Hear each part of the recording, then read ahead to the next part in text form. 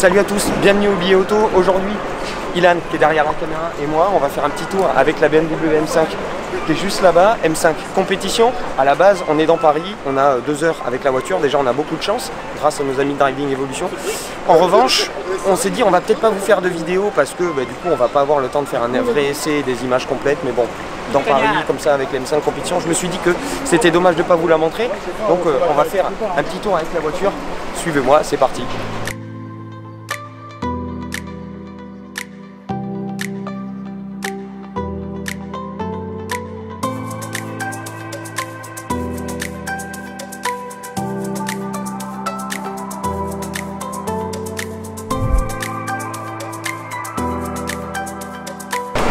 Et voilà la bestiole, ça risque d'être très cool.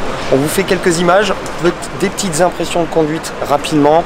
C'est pas un essai complet, ça viendra peut-être un petit peu plus tard. Première prise de contact, M5 compétition, 600 chevaux, ça suffit pas, elle passe à 625. On vous en parle un petit peu plus dans la voiture, on est parti. V8, 4,4 litres.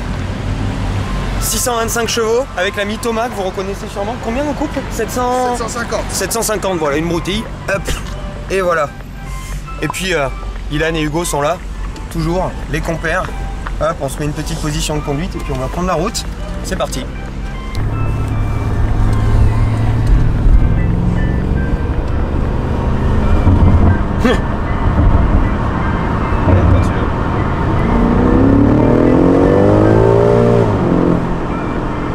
Voilà, c'était 50 km/h.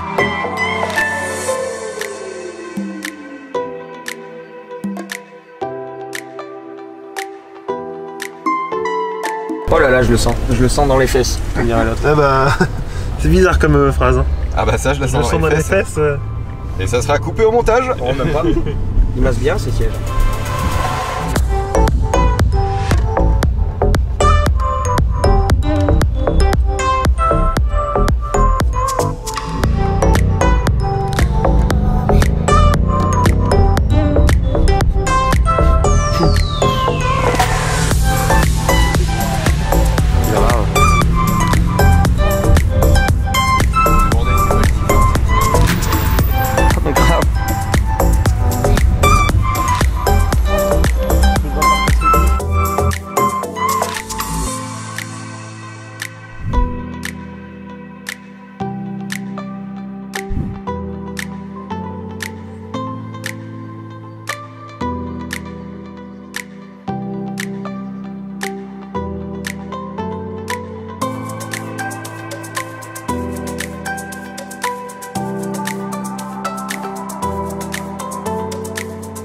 Alors les amis, on est tombé sur nos amis de la Maréchaussée qui sont venus en curieux passionnés et avec qui on vient de passer un bon petit moment à discuter. C'était très cool, ils ont été direct attirés par la teinte Long Beach Blue de notre M5 du jour. Et là on est dans Paris, donc comme je vous disais, pas vraiment de quoi tester la voiture. Mais on a pu tester un petit peu l'échappement déjà, c'était très rigolo, vous le verrez dans un ou deux clips que Ilan a capturé.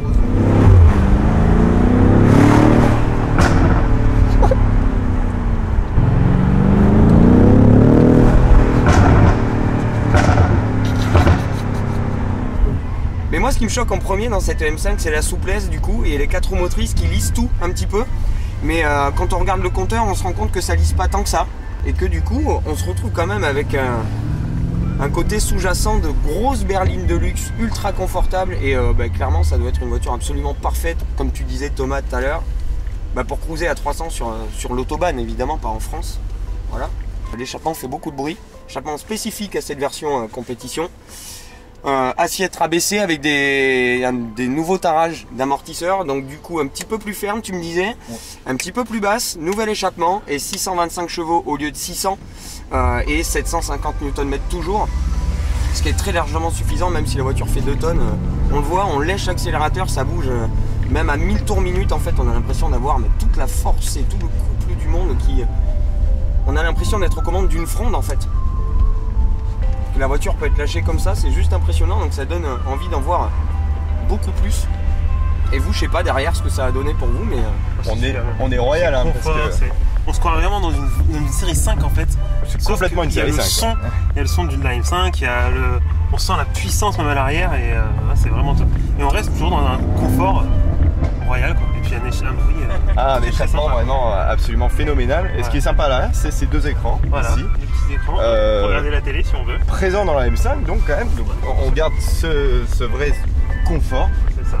D'une série 5 classique avec des performances qui sont hallucinantes. Sur le 0 à 100, on était à combien on a dit 3 secondes 4 officiellement. Après, techniquement, moi j'ai vu des tests où les mecs faisaient moins.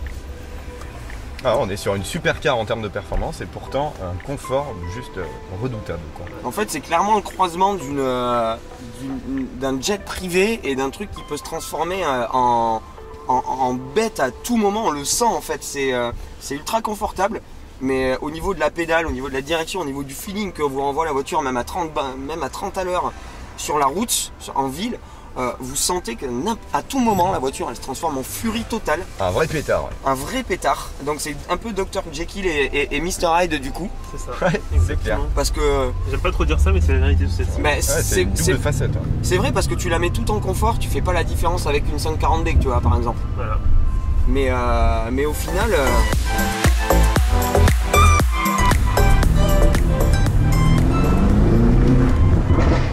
Voilà. Exactement. En toute simplicité.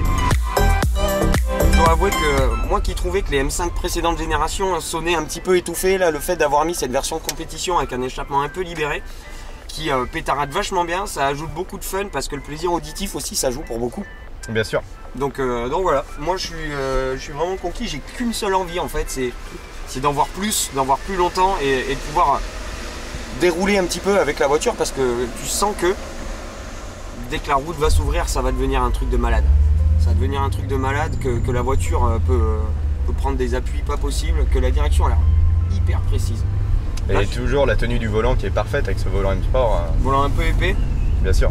Moi j'adore ces branches épaisses justement chez BMW. Volant un peu épais qui fait du bien. Sur les pavés, là, franchement ça va. Pas... Donc là on est en suspension confort. Hein, non, on s'est mis en sport en même temps. Et pourtant ça va, sur les pavés là ça passait bien. Mais ça filtre bien. Hein. Ah, le tarage est parfait. Hein, ouais. Parce que je pense que sur des grosses routes, quand on pourra sûrement l'exploiter, ce sera top. On aura une super tenue de route, très peu de roulis évidemment, c'est ce qu'on demande à une M5. Mais par contre pour tous les jours elle reste parfaite. Mais là je dois vous avouer qu'on n'est pas du tout sur une config ville. Hein. On est en sport plus au niveau du moteur, en sport au niveau des suspensions et en sport au niveau de la direction. Et la boîte sur le troisième mode. Et la boîte sur le troisième mode effectivement parce que vous avez 3 modes de réglage sur la boîte. Auto, maintenant c'est la ZF8 qui a, maintenant c'est terminé la DKG pour la M5, beaucoup de coupes donc ça passe beaucoup mieux avec la 8 auto et on est sur le rapport le plus violent. Sur 3 on est au niveau du 3 et c'est là que les passages de rapport vont être les plus violents et les plus rapides et du coup on n'est pas du tout sur un truc adapté pour la ville et pourtant ça se conduit avec un naturel pas possible. Bah, on a l'air de cruiser parfaitement en fait. Hein, donc, et puis au niveau de la pédale, au niveau de la direction, on sent qu'il y a un peu de fermeté, mais au final, ça passe vraiment très bien. Donc voilà. Moi, j'ai envie d'en voir plus. Vous, je sais pas les gars, mais moi, j'ai envie d'en voir plus. Ah oui, mais tous les gens dans la rue aussi ont envie d'en voir plus, j'ai l'impression. Donc, on fait un petit clin d'œil à nos amis de BMW France. On veut une M5, compétition ou pas. Il nous faut une M5 pour faire un petit essai complet, histoire de pouvoir vous faire beaucoup de belles images aussi, parce que elle a un physique de catcheur mais elle reste vachement élégante, donc j'ai vraiment envie de vous la montrer beaucoup plus et d'en profiter beaucoup plus, hein, soyons honnêtes. Et voilà, donc c'était un petit peu tout les amis.